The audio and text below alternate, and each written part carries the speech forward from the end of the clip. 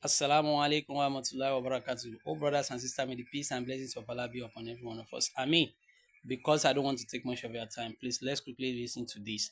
This video is meant to address two things, but one of it is very essential. The first one is that uh, the 12th month of the Hijri is what we are now. For those of you that are going to slaughter ram, that are going to sacrifice your rams, you are expected that before now you should have cut your nails, cut your hairs, and if you have not done so, then you should wait till when you slaughter your ram. This is part of the sunnah. However, we pray that Allah should make us to witness more of Eid-Adha. But for those of you that are going to buy your ram, one thing is very sacrosanct. The first one is good intention. You should know that whatever you want to do is for Allah, and that is why the Quran says, "Kul inna salati wa nuski wa mayaya lillahi rabbil alamin." That say, my words, my salat, all my prayers, all the sacrifice I will make, my living and my death are for Rabbul Alamin, the Lord of the worlds. And this is very essential. And God said, even in the Quran, that it doesn't need anything from us. In this ram, we want to satisfy the animal you want to satisfy. The first thing He said He needs in us, and that is the only thing, it is the fear of Allah that is there. And that is why I said, Lan yanala Allah umuha wala dima walakin yanalu taqwa minkum. The fear of Allah that is there, that's what Allah needs. So in the fear of Allah with good intention, that you want to do it for Allah and you want to do it for yourself. Because when you do something for Allah, it will definitely come back to you. And the fear of Allah in getting the money or the fund to procure the animal you want to slaughter. The fear of Allah in getting the prescribed animals. And the fear of Allah in making sure that you distribute or you eat it according to what Allah said, how Allah prescribed it, and what the Prophet said, sallallahu alaihi wasallam, on it. This is the first one. Then the second one that you need to know is there are 4 animals that are not permissible for you according to Hadith, and that is the second one I'm going to address quickly. An al-Barahi ibn Asib. This Hadith is related by al-Barahi ibn Asib, the son of Asib, that said, "Qala qama fina Rasulullah sallallahu alaihi wasallam." That the Prophet sallallahu alaihi wasallam was standing with them when they have and the Prophet said, "Aribahun la tejisu fi dahayata." These 4 animals are not permissible to slaughter or to sacrifice for the Adha. The first one, he said, Al-Awrahu Libainu. That is a defect animal, a one-eye animal. That defect is obvious. They are not permissible. Libainu Awaruha. The defect is obvious. When an animal is blind or it has one eye, do not kill it for what? For Eid al-Adha. Then the second one said, Walimaridatu Libainu Maradua. The second one is an ill animal, an animal that is sick, and the sickness is obvious. No matter how cheap it is, do not buy it.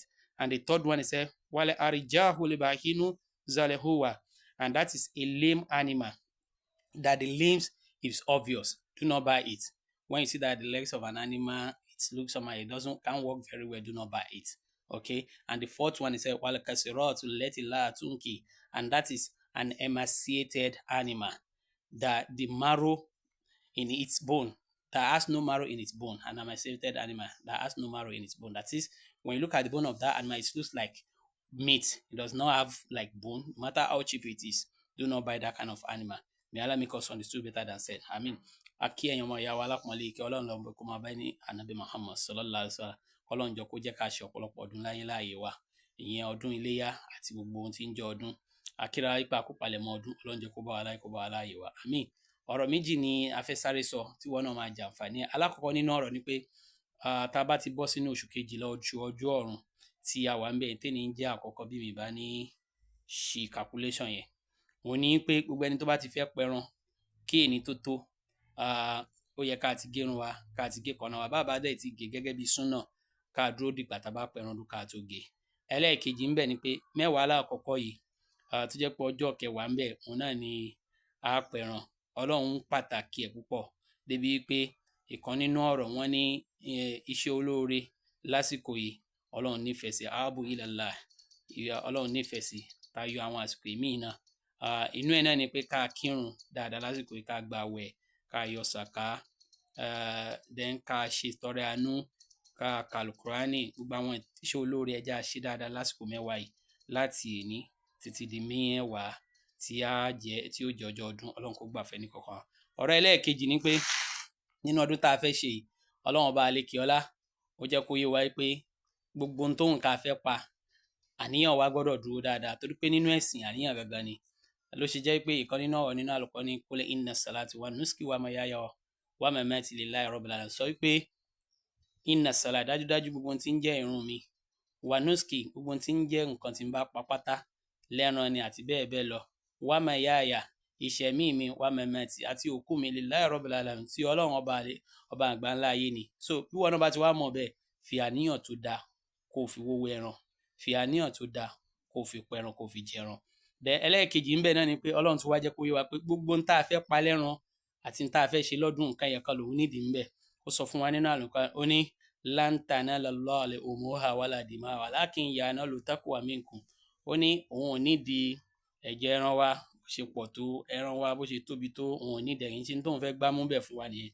walakin ṣùgbọ́n ń tóun fẹ́ gbámú tóun nídìí gangan bẹ̀ ni ó ní kíni ìbẹ̀rù ọlọ́run tí ń bẹ ń bẹ bó bá ti wá rí bẹ́ẹ̀ ìbẹ̀rù ọlọ́run yẹn ní ká ẹ jẹ́ ká fi ṣe kíni ká fi wówó ẹran ká fi pẹran ká dẹ̀ fi pín ẹran wa àbí ká fi jẹ ìta bá máa jẹ inú ẹ ọlọ́run kó gbàfẹ́ ní kankan wa èyí tí mo wá fẹ́ sáré lọ síbẹ̀ tó jẹ́ ẹlẹ́ẹ̀kejì nínú ọ̀rọ̀ tí mo fẹ́ sọ nínú fídíò kékeré òun náà ní pé àwọn ẹran mẹ́rin kan wá tá a gbọ́dọ̀ rà tí wọ́n tó bá fẹ́ rẹran alákọ̀ọ́kọ́ ń bẹ òun náà ní pé nínú àdìsí wa gbà wá kan tí Al-Barrahi ibn Asib tó gbà wá ó ní qala qama fina Rasulullah sallallahu alaihi wasallam ó ní òjíṣẹ́ ọlọ́run ó wà ní àárín wọn dúró sáàrin wọn lọ́jọ́ kan dúró pẹ̀lú wọn lọ́jọ́ kan fàkọ́lá ànábì wa sọ pé àríbá òun la tẹ́jùsù fi dọ̀háyà ó ní àwọn ẹran mẹ́rin kan bẹ̀ pé kò lẹ́tọ̀ọ́ láti pa fún iléyà àwọn mẹ́rin kan kò lẹ́tọ̀ọ́ alákọ̀ọ́kọ́ ni alẹ́ àwòrán lè bá inú àwa àròhà ẹran tó jẹ́ pé ojú kan ti fọ́ àbí ojú ti ẹ̀ fọ́ pátápátá ni àmọ́ fífọ́ yẹn náà hàn